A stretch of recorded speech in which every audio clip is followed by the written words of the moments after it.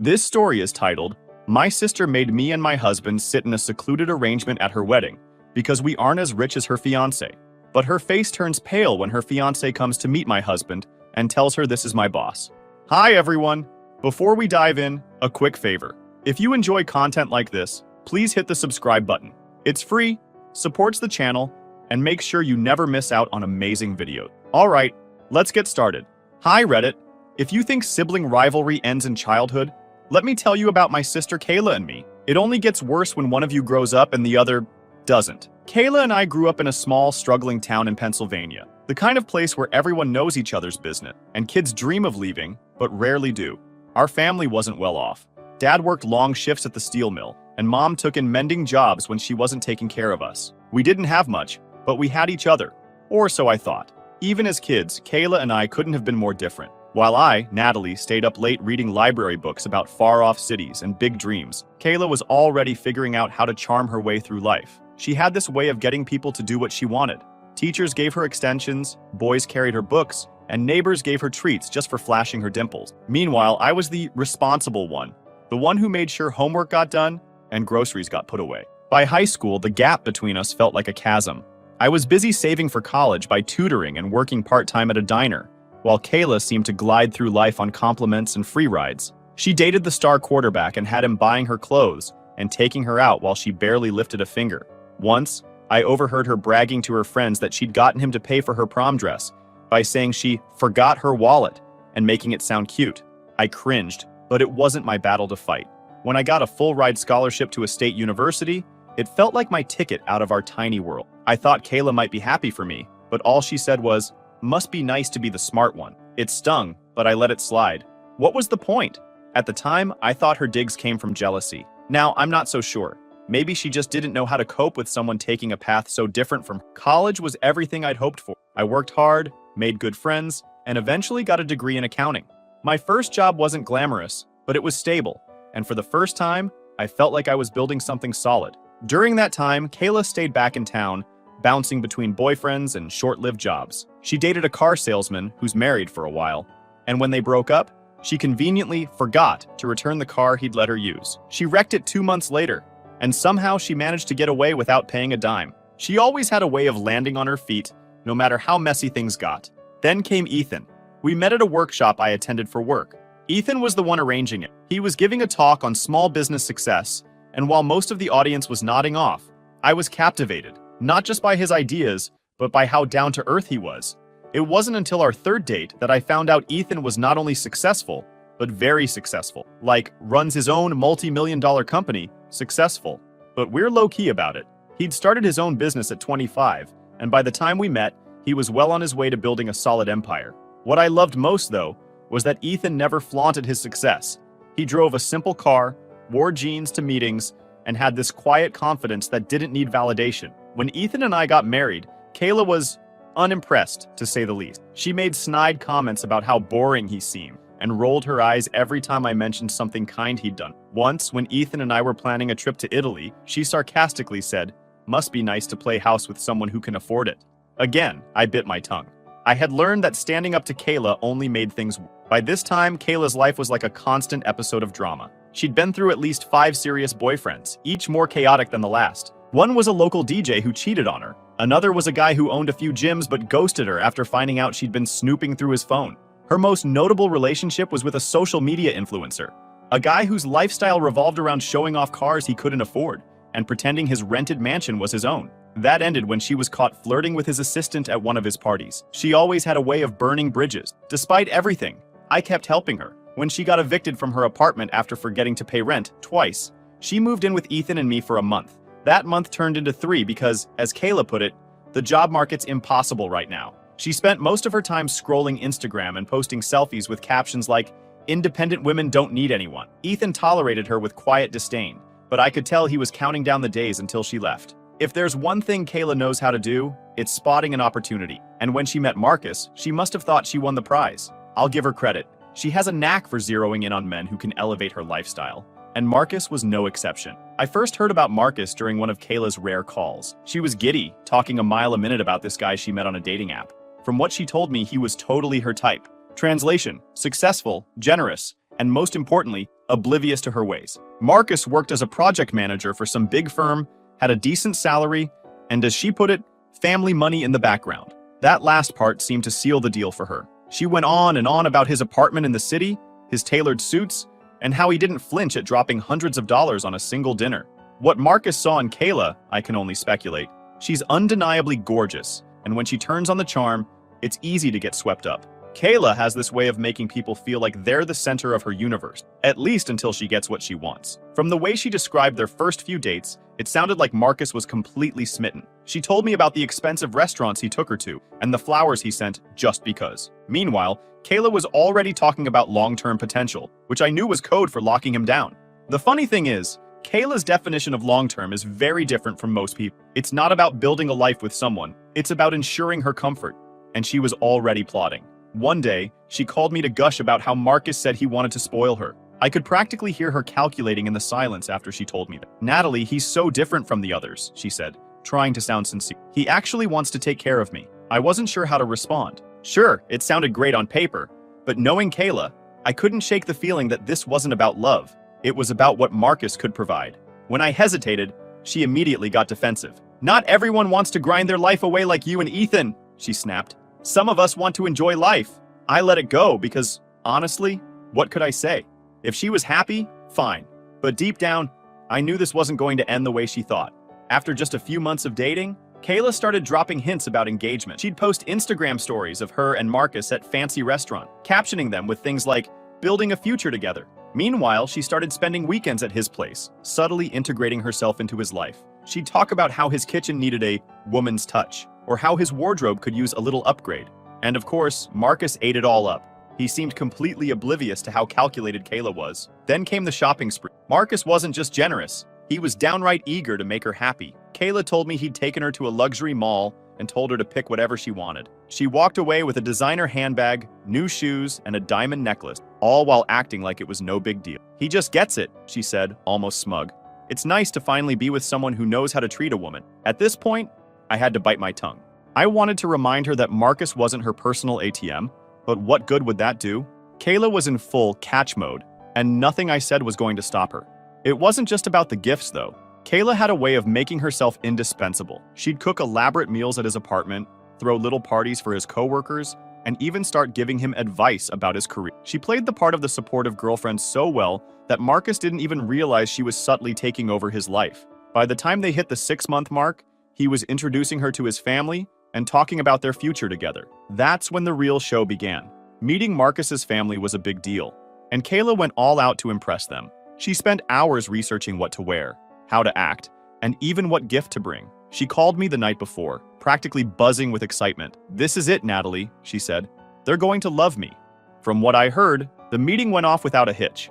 Kayla charmed Marcus's parents with stories about her career in fashion and made sure to avoid any topics that might expose her past.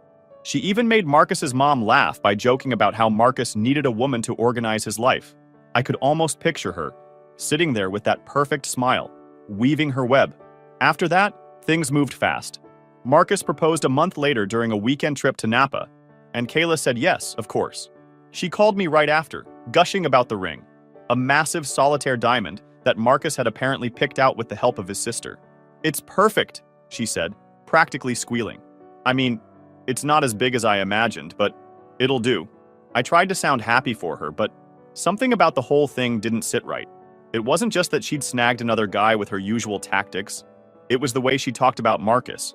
Not as a person, but as a means to an end. She didn't seem excited about the life they'd build together. She was excited about what his life could give her. What really sealed it for me was the way she started treating everyone around her differently. Suddenly, she was too good for our small-town roots. She started talking about how Marcus's family had such refined taste, and how she couldn't wait to move into his city apartment. She even made a dig about my house, saying, "Maybe one day you and Ethan can afford something more modern." I let it slide. This was classic Kayla, using her new status to make herself feel superior. From the moment she got that ring on her finger, Kayla transformed into a full-blown bridezilla. She dove into planning her dream wedding with a level of intensity I hadn't seen from her since she convinced our neighbor to lend her his car for prom back in high school. The difference this time? Marcus's family was bankrolling the whole thing, which gave Kayla an all-access pass to her wildest fantasies. Kayla's first move was to secure an exclusive rooftop venue in downtown Chicago. She called me the same day to brag about it. "It's stunning, Natalie. You can see the whole skyline from up there. Marcus's dad insisted on covering the deposit. It was like 5 figures. I couldn't even wrap my head around spending that kind of money on a single evening, but Kayla brushed it off like it was pocket change. Every detail had to scream luxury. The dress? Custom designed with imported lace and crystals. The catering? A Michelin-starred chef? The flowers? Orchids flown in from Thailand. The way she talked about it, you'd think she was planning a royal wedding. She even mentioned hiring a string quartet for the cocktail hour because, in her words, a DJ would be too tacky for this crowd. At first, I offered to help, thinking she might need a hand with the logistics. Big mistake. Kayla laughed and said, "This isn't one of your little budget projects, Natalie. I've got professionals handling everything." Ouch. But I shrugged it off. This was Kayla after all, and I'd long since learned to pick my battles. As the months went by, the wedding became all Kayla could talk about. Every conversation with her turned into a monologue about centerpiece options, designer shoes, or the guest list. She made it very clear that this wasn't just a wedding. It was her opportunity to show the world, and herself if we're being honest, that she'd made it. As for the guest list, Kayla spent weeks agonizing over who made the cut. "We can't just invite anyone," she said during one of her calls. "This isn't a barbecue, it's an exclusive event." But as the months rolled on, her comments became harder to ignore. One day, she called to brag about Marcus's parents covering the cost of her bridal party's designer dresses. "They're Prada," she said, her voice dripping with satisfaction. "I mean, it's not like your little wedding, where you probably had bridesmaids in off-the-rack dresses, right? That one hurt. I'd kept my wedding simple because that's what Ethan and I wanted. We valued the meaning of the day over how it looked." But to Kayla, simplicity was synonymous with failure. I swallowed my pride and changed the subject because, again, what was the point of arguing? The tension wasn't just between me and Kayla. Ethan, who'd stayed mostly out of the drama, was starting to lose patience. He wasn't a fan of Kayla to begin with. He'd always seen through her charm, but he tolerated her for my sake. One night, after another one of her condescending remarks, he finally said, "Natalie, why do you let her talk to you like that? It's exhausting." He wasn't wrong, but the guilt of cutting her off always outweighed my frustration. Kayla and I had grown up together, shared the same struggles, and deep down, I wanted to believe there was still a part of her that cared about family. Ethan didn't push the issue, but I could tell he was keeping his distance. Meanwhile, my parents were thrilled about the wedding, though I think they were more impressed with Marcus's family than anything else. Kayla had done a masterful job of selling them the perfect love story narrative, and they ate it up. My mom couldn't stop talking about how beautiful the venue would be, and my dad was just happy Kayla was marrying someone stable. Every time I visited, it felt like Kayla's wedding was the only thing anyone could talk about. My mom even asked if I'd considered upgrading my wardrobe for the occasion. "You don't want to look out of place," she said, which was her polite way of saying I wasn't fancy enough for Kayla's crowd. The closer we got to the wedding, the more I dreaded it. Kayla's attitude had gone from entitled to unbearable.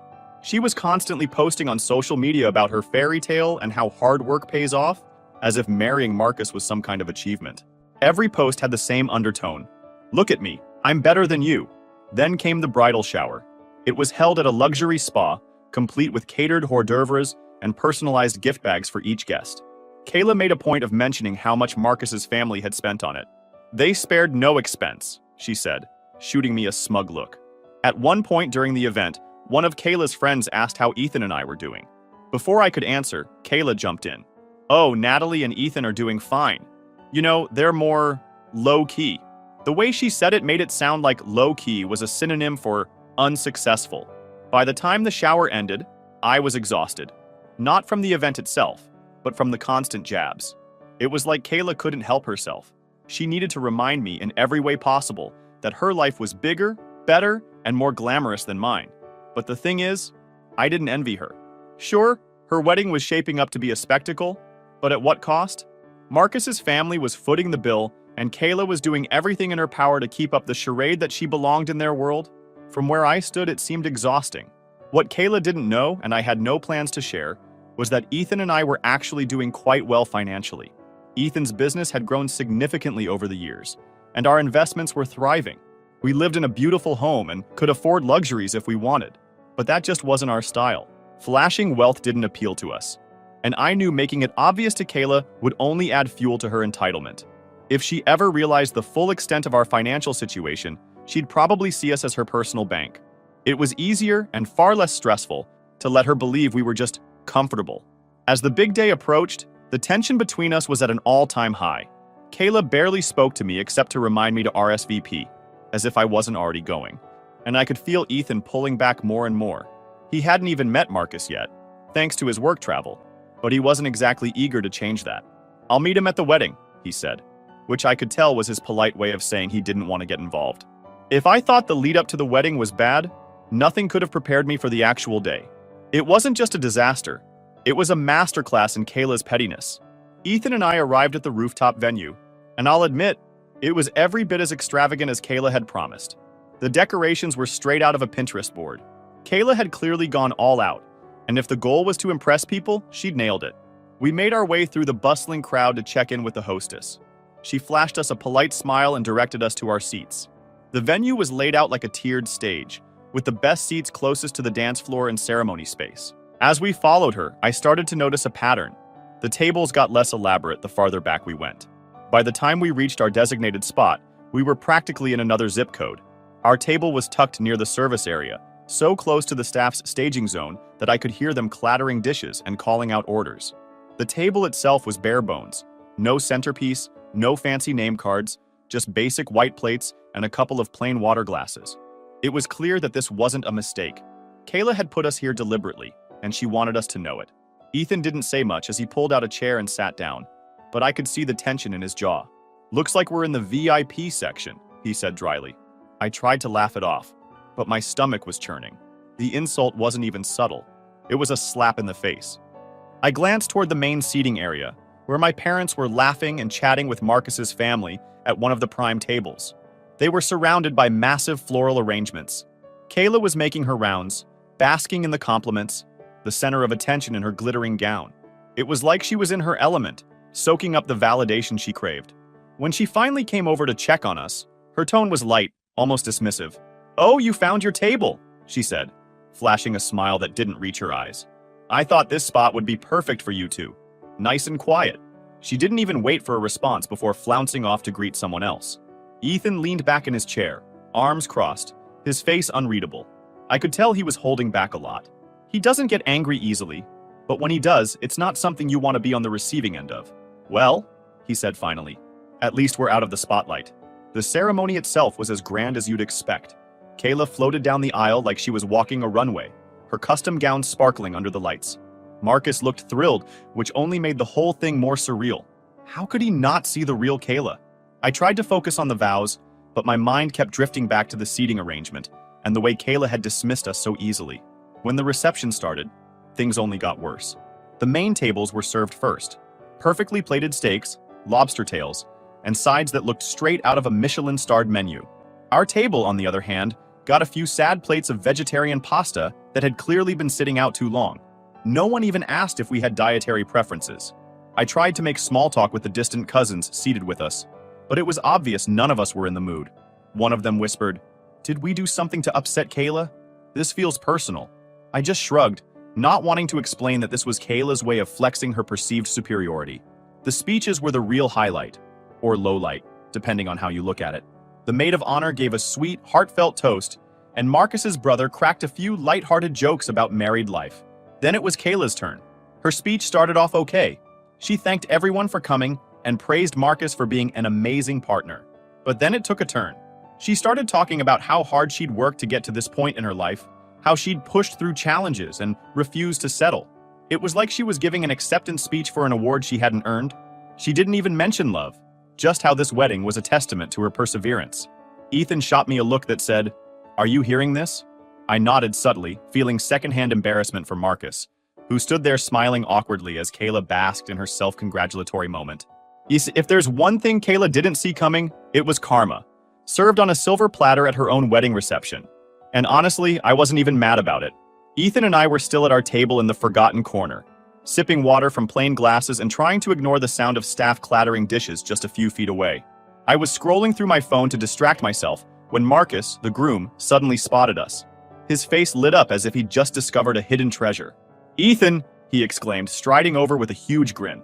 "I had no idea you were here." Ethan stood up, shaking his hand. "Good to finally meet you, Marcus." I've heard you're doing good work.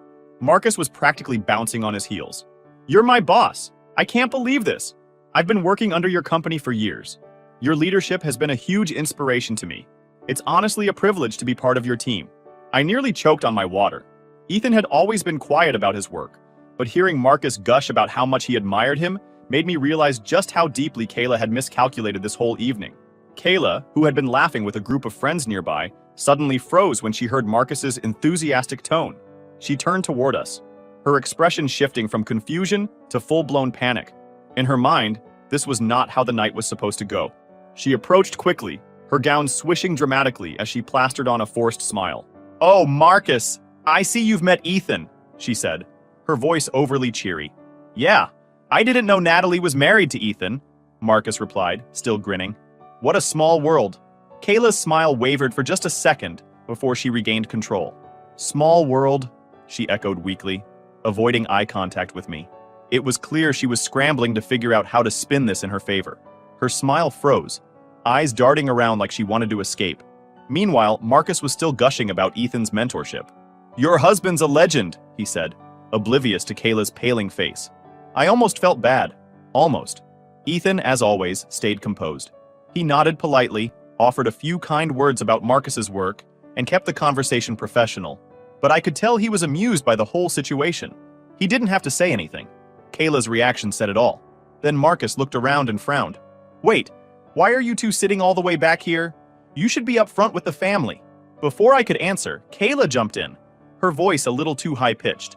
"Oh, it's just where the hostess put them," she said quickly. "No big deal." I could see Marcus wasn't buying it. He turned to me, his brow furrowed. "Seriously? Why wouldn't you be closer to the head table? You're her sister." I decided it was time for a little honesty. "Actually," I said, keeping my tone calm, "Kayla thought this would be a better spot for us. She said it would be quieter back here." Marcus's expression darkened. He looked at Kayla, his jaw tightening. "Kayla, why would you do that?" Kayla's eyes widened, and she let out a nervous laugh. "It wasn't like that. It's just a seating thing. I didn't think it mattered." "It matters," Marcus said, his tone sharp. "This is your sister and her husband. Why would you treat them like this?" Kayla opened her mouth to respond, but nothing came out. For once, she didn't have a quick excuse or a clever comeback. Instead, she laughed nervously and said, "You're overthinking this, Marcus. It's just seating. Let's not make it a big deal." Marcus shook his head, clearly frustrated. "It's not just about the seating, Kayla. It's about respect. Why does everything have to be about appearances with you? You're more interested in impressing strangers than treating the people who care about you with kindness. This isn't what I signed up for." Kayla looked like she'd been slapped. "Marcus, wait," she said, reaching for his arm. "I didn't mean—" "I need some air," Marcus said, cutting her off. He walked away, leaving Kayla standing there, her face pale, and her hands clenched at her sides. The room felt like it had been doused in ice water. Guests who had been nearby fell silent, and I could see more than a few people whispering to each other, stealing glances at Kayla. She stood there for a moment, completely frozen, before storming off in the opposite direction. Ethan and I exchanged a look but stayed quiet. There was nothing more to say. Kayla had dug this hole herself, and we weren't about to help her climb out of it. The rest of the evening was a slow-motion train wreck. Marcus didn't return to the reception, and his absence was glaringly obvious. Guests tried to keep the energy up, but the mood had shifted. Kayla, for her part, threw herself into damage control. She danced, laughed, and posed for photos like nothing had happened, but it was clear her heart wasn't in it. Her perfect evening had been shattered, and everyone knew it. At one point, I overheard one of Kayla's friends whispering to another guest, "Did you see Marcus leave? Something's definitely going on." The guest nodded, glancing over at Kayla. "Yeah, and did you hear what he said to her earlier? Yikes." As for Ethan and me, we stayed just long enough to avoid drawing more attention to ourselves. When the clock struck a reasonable hour, we quietly grabbed our things and headed for the exit. As we walked out, I caught one last glimpse of Kayla near the dance floor. Her smile was still plastered on, but her eyes looked hollow. She caught my gaze for a brief second, and in that moment, I saw a flicker of something I hadn't seen before. Regret. The ride home was quiet. Ethan reached over and took my hand, giving it a reassuring squeeze. "You okay?" he asked softly. I nodded, letting out a long breath. "Yeah, I think I'm finally okay." A few days after the wedding, I got an unexpected message. It was Marcus, asking if he could meet with me and Ethan. At first, I was hesitant. What could he possibly want? Part of me thought he might be reaching out to smooth things over for Kayla, but his tone felt different, genuine, almost desperate. I showed the message to Ethan, and he shrugged. If he wants to talk, let him, he said. It's his choice to figure things out. We agreed to meet Marcus at a cafe near our house. When he arrived, he looked nothing like the cheerful groom I'd seen at the wedding. He seemed tired, his usually bright demeanor replaced with a somber expression. After some small talk, he got straight to the point. I've been thinking a lot about what happened at the wedding, he said, fiddling with his coffee cup. And I feel like I need to understand what's really going on with Kayla. I sat back, unsure how much to say. Part of me wanted to stay out of it. It wasn't my place to meddle in their relationship. But at the same time, Marcus deserved to know the truth, especially after everything Kayla had put him and us through. Marcus, I started carefully, what do you already know about Kayla's past? He gave a small, bitter laugh. Not much, apparently. She's told me bits and pieces, but honestly, I'm starting to feel like I don't know her at all. Everything at the wedding just felt off. I didn't want to believe it at first. But the more I think about it, the more I realize how many red flags I've ignored. Ethan, who had been quiet until now, leaned forward. If you're here to hear the truth, we'll tell you. But you need to understand it's not going to be easy to hear. Marcus nodded. I just want honesty. I can handle it. So, I told him. I told him about how Kayla and I grew up in a small town, struggling to make ends meet. How she'd always relied on her charm and looks to get by, jumping from one boyfriend to another. I shared stories about her taking advantage of people's kindness. I told him about the string of failed relationships, how Kayla had dated a married man just to get a free convertible, how she'd moved in with a social media influencer and cheated on him with his assistant. I didn't sugarcoat anything. If Marcus wanted the truth, he was going to get it. As I spoke, Marcus's expression shifted from shock to hurt, to what I can only describe as resignation. It was like he was putting together a puzzle he hadn't realized was missing pieces. When I finished, he let out a long breath. She never told me any of this, he said quietly. She made it sound like she had this perfect, innocent life, like she was just waiting for the right guy to build a future with. Ethan chimed in, his tone calm but firm. Kayla's good at creating the version of herself she wants people to see. But the truth is, she spent her whole life looking for someone to take care of her, someone she can use to get ahead. Marcus nodded slowly. I guess I should have seen it sooner. She's always been so focused on appearances, on how things look to other people. It's exhausting. That was the moment I realized Marcus wasn't just upset. He was heartbroken. He had genuinely loved Kayla, but now he was faced with the reality of who she really was. And as much as I didn't want to see him in pain, I knew it was better for him to know the truth now than to keep living in a lie. After a long pause, Marcus spoke again. Thank you for being honest with me. I know it couldn't have been easy, but I needed to hear it. He stood up to leave, but before he did, he turned to me and said, You're a good sister, Natalie. Even if she doesn't realize it, you've done more for her than she deserves. As he walked away, I felt a strange mix of emotions. Relief that the truth was finally out, sadness for Marcus, and, if I'm being honest, a bit of vindication. For years, Kayla had painted me as the boring, lesser sibling, but now her lies were catching up with her. It didn't take long for the fallout to begin. A few days after our meeting, I got a call from Kayla. She was sobbing, barely able to get her words out.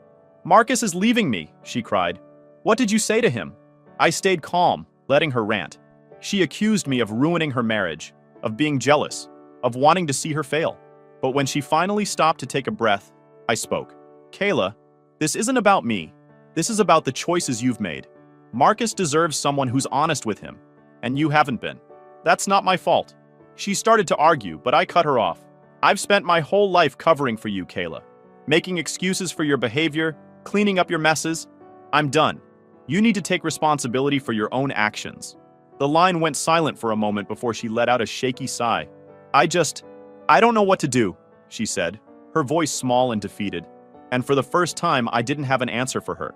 I wasn't going to be her safety net anymore. Kayla had spent years building a life based on lies, and now it was all crumbling around her. In the weeks that followed, Kayla moved back in with my parents. She tried reaching out to Marcus, but he wasn't interested in reconciliation. He told her he couldn't trust her anymore, that their marriage had been built on a foundation of dishonesty. Eventually, he filed for divorce, and Kayla was left to pick up the pieces. It's strange seeing her like this. The once confident, larger-than-life Kayla has been replaced by someone who seems lost. She spends her days posting vague, sad captions on social media about toxic people and starting over. But it's clear she's struggling to move forward. As for me, I've found peace in setting boundaries. Kayla still tries to pull me back into her drama from time to time, but I've learned to say no. My focus is on my own life, on my marriage, my career, and the people who genuinely care about me. Sometimes the truth hurts, but in the end, it's what sets you free.